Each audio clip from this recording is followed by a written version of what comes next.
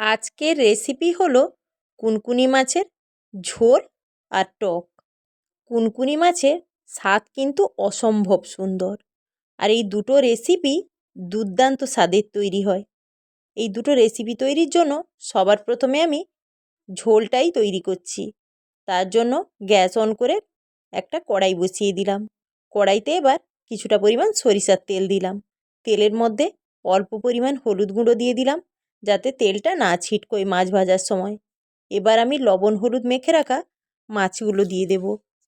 মাছগুলো আমি এপিট ওপিট লাল লাল করে ভেজে নিব। মাছটা স্বাদে গুণে কিন্তু অসম্ভব সুন্দর। এই মাছের টক ঝোল ঝাল যেমন খুশি রান্না করা যায়। এইভাবে এপিট ওপিট লাল লাল করে ভেজে তুলে নিলাম। এবার ওই তেলের মধ্যেই আমি দিয়ে দিব টুকরো করে রাখা আলু। আলুটাকে অল্প নাড়াচাড়া করে নেওয়ার পরেই তারপরেই আমি এর মধ্যে দিয়ে দেব অল্প পরিমাণ লবণ। লবণ দিয়ে হালকা করে আমি ভেজে নিব। আলুগুলো ঠিক এইভাবে ভাজা হয়ে গেলেই আমি এটা তুলে নেব। মাছ ভাজার তেলের মধ্যে এবার আমি দিয়ে দেব পেঁয়াজ কুচি। পেঁয়াজটা ঠিক এইভাবে ভাজা হয়ে গেলেই তারপরেই আমি দিয়ে দেব ওর মধ্যে টুকরো করে রাখা টমেটো। টমেটোটাও পেঁয়াজের সঙ্গে বেশ কিছুক্ষণ ধরে ভেজে নেব। টমেটোটা ঠিক এইভাবে ভাজা হয়ে গেলেই এবার আমি ওর মধ্যে দিয়ে দেব আদা বাটা আর হলুদ গুঁড়ো আর লঙ্কার গুঁড়ো। সমস্ত কিছু খুব ভালো করে কষিয়ে নেব। কষানোটা ততক্ষণই করব যতক্ষণ না মশলার কাঁচা গন্ধ ছেড়ে চলে যায়। ঠিক এইভাবে অনবরত নাড়াচাড়া করে মশলাটা ভালো করে কষিয়ে নেব। মশলাটা থেকে খুব ভালো করে তেল ছেড়ে এলেই আমি এর মধ্যে দিয়ে দেব ভেজে রাখা আলুর টুকরোগুলো। আলুগুলো দেওয়ার পরে আবারও বেশ কিছুক্ষণ ধরে সমস্ত কিছু কষিয়ে নেব। বেশ কিছুক্ষণ ধরে সমস্ত কিছু কষিয়ে নিয়েছি। এবার আমি এর মধ্যে দিয়ে দেব ফুটন্ত গরম জল। গরম জলটা দিলে তরকারির স্বাদটা অপূর্ব সুন্দর থাকে। পরিমাণ মতো জল দিয়ে দিলাম। ঝোলটা একটু ফুটে উঠলেই এবার দিয়ে দিলাম স্বাদ অনুযায়ী লবণ। সমস্ত কিছু একবার নাড়াচাড়া করে মিশিয়ে নেব।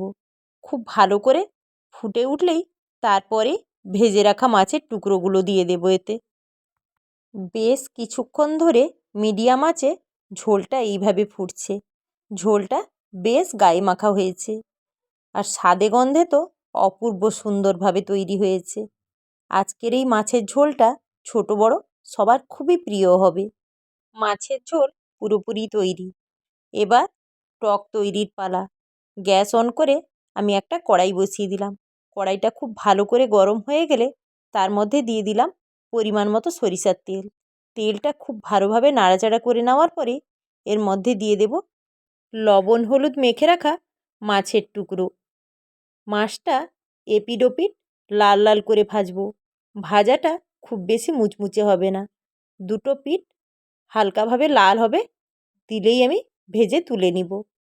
মাছটা এক সাইডে সরিয়ে দিয়ে ওই তেলের মধ্যেই এবার আমি দিয়ে দেব 5 ফোড়ন আর শুকনো লঙ্কা।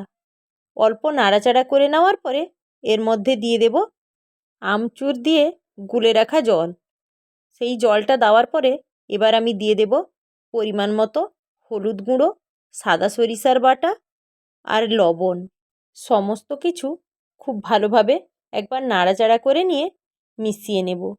খুব ভালো করে মেশানো হয়ে গেলে মিডিয়াম আঁচে এই তরকারিটা বেশ কিছুক্ষণ ধরে ফুটতে দিতে হবে। বেশ কিছুক্ষণ মিডিয়াম আঁচে এইভাবে ফুটিয়ে নিয়েছি। রান্নাটা পুরোপুরি তৈরি। এবার পরিবেশনের পালা। আমার এই রান্নার ভিডিওটা আপনাদের যদি ভালো লেগে থাকে আপনারা অবশ্যই লাইক কমেন্ট শেয়ার করবেন, আর নিত্য নতুন রান্নার ভিডিও পেতে আমার চ্যানেলটিকে অবশ্যই সাবস্ক্রাইব করবেন। আর যারা ফেসবুকে দেখছেন তারা পেজটি অবশ্যই ফলো করে দিবেন। আমি ফিরে আসছি আবারও নতুন নতুন রেসিপি নিয়ে।